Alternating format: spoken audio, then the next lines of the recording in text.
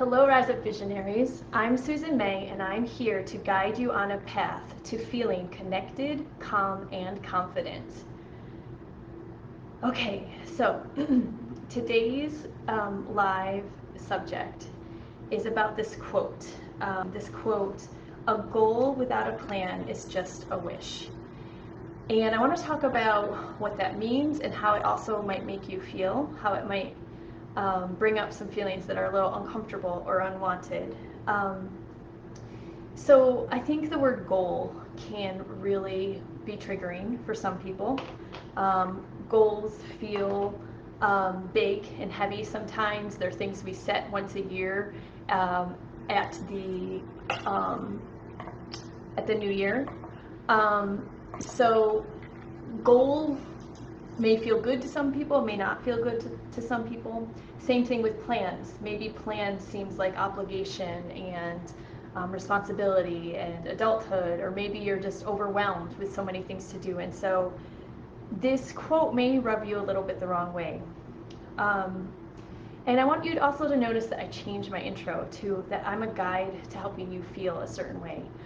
My belief is that when we feel good, we will be automatically move. Our energy will move, and we will become more clear about what we want in life, and we will automatically move towards that.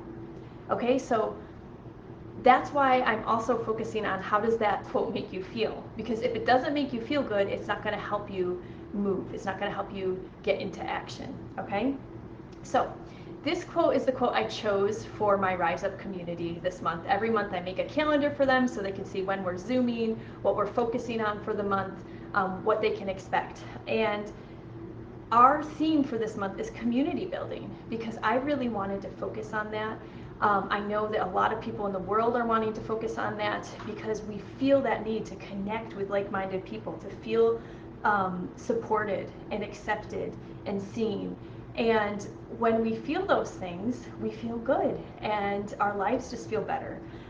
So I wanted to focus on community building, and one thing I've noticed in my own life is that this has been a focus of mine for a really long time, something that I've wanted.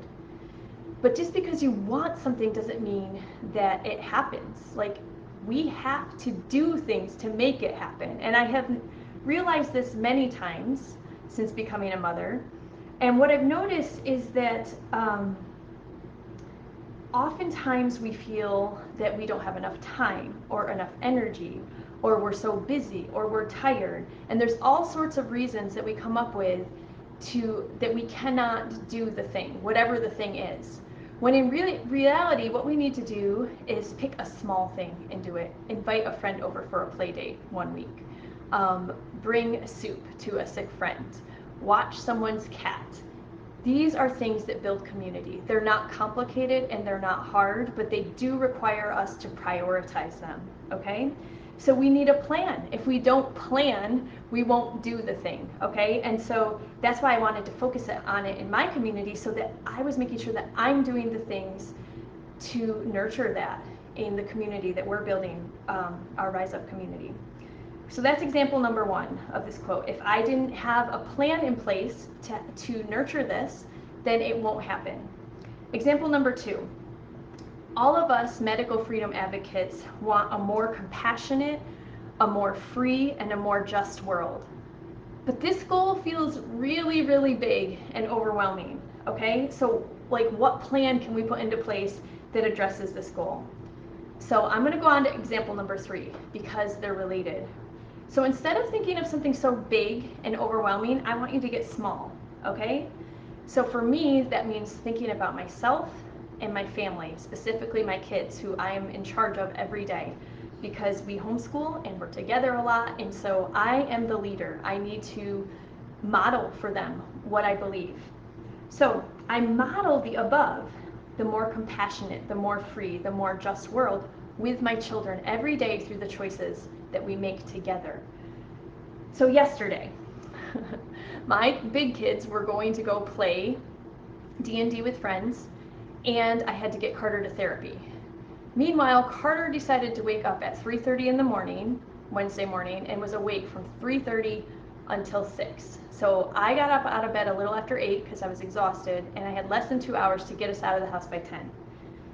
So I could have felt very overwhelmed. I could have felt sorry for myself, but instead I put a plan into place, okay? I had a goal. I wanted to get my big kids there. I wanted them to enjoy a time with their friends. I wanted them to have food because food is always part of my plan. Food is one of the most important parts of a plan as a mother. So I knew I had to feed them breakfast. I had to get their lunches together. I had to try and feed Carter well, even though he slept in late, and have food so that he would be in a good mood at therapy. So I did it. I put the plan into place. I said no work. I didn't even turn my computer on, which is rare for me. Normally that's the first thing I do.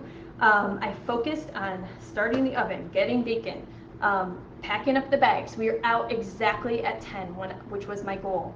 Then we stopped at Publix and got Jerry chips because he's my picky boy and he needs something to eat when he's at a friend's house, okay?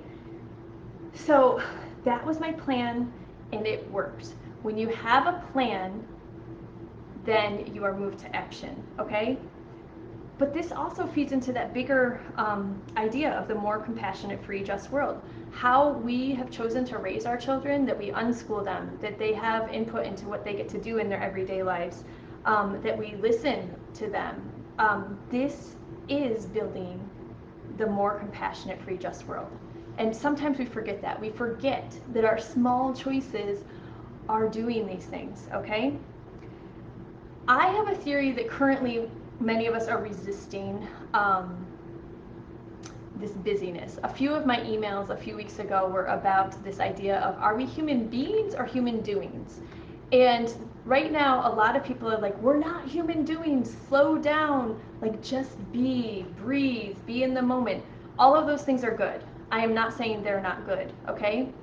But I think the resistance we have to busyness is because our society demands much of us through school, through unfulfilling 9-to-5 jobs, by keeping up with the Jones. Now, even if you don't believe in those things have been programmed into you since you were a child, okay?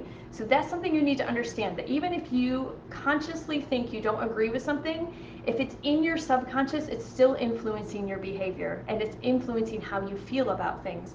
So even if I say there's many homeschooling, let's use homeschooling as an example. Many homeschoolers reject that sending their kids to school is the best thing for their children, yet they still feel guilty because they're not living up to school standards. That's because they have subconscious beliefs that they haven't uprooted and that they haven't replaced with healthier beliefs yet, okay? So I think many of us are resisting this need for action because we're tired, because we're worn out, because we don't have supportive communities. There's a lot of reasons, okay? But I believe we do need massive action. John Bush recently said we need massive action. He's a fellow freedom fighter. He's part of the Live Free Academy, and that just strikes me when he says we need massive action. Now again, that may feel overwhelming for a lot of you, and I get it. It does feel overwhelming when we focus on the big problems in the world. But what you need to remember is that change starts with small steps. So we break it down smaller and smaller. Step one is simply identifying what you want. That's it. Start there, start what you want with what you want, and start putting your attention to it. When you know what you want and you know why you want it, it's a very powerful combination. You do not need to know how. You do not need to have the plan. When I say make a plan, you don't need to know all the steps along the way. This is where your intuition comes into play. You know what you want, you know why you want it, and you know in your gut it's the right thing, and you start tuning into your intuition. What do I do today? What do I do right now? What aligns with my values? Okay? I know this is a lot, but I just feel really strongly that I have this vision that's getting clearer every day. And I really believe I understand how to make people feel better. And when they feel better, this call to action will feel lighter and it will actually feel good in your life. So I'm really excited to let you know that I'm planning a free challenge for the last week in September. It's called the Get Moving Challenge. So I want you to stay tuned. I want you to stay connected. I have emails planned for the next 5 weeks that are going to go through some of these pillars. What are the most important things leading up to this challenge to help get you in that mindset? Because this is really about mindset. It's about shifting your energy. It's about becoming excited about life again and feeling joyful, and knowing that you are important, that you have a crucial role in creating this new world that we all envision, that we want for ourselves, that we want for our children and our grandchildren. It's exciting stuff. It is good stuff. So I want us all to start shifting. A goal without a plan is just a wish. That's saying, if you want something in the world but you just sit there, if you just hope for it, it's not going to happen. We need to do the work. But the work can be fun, especially when we do it together. So that's my message for you today. I love you all.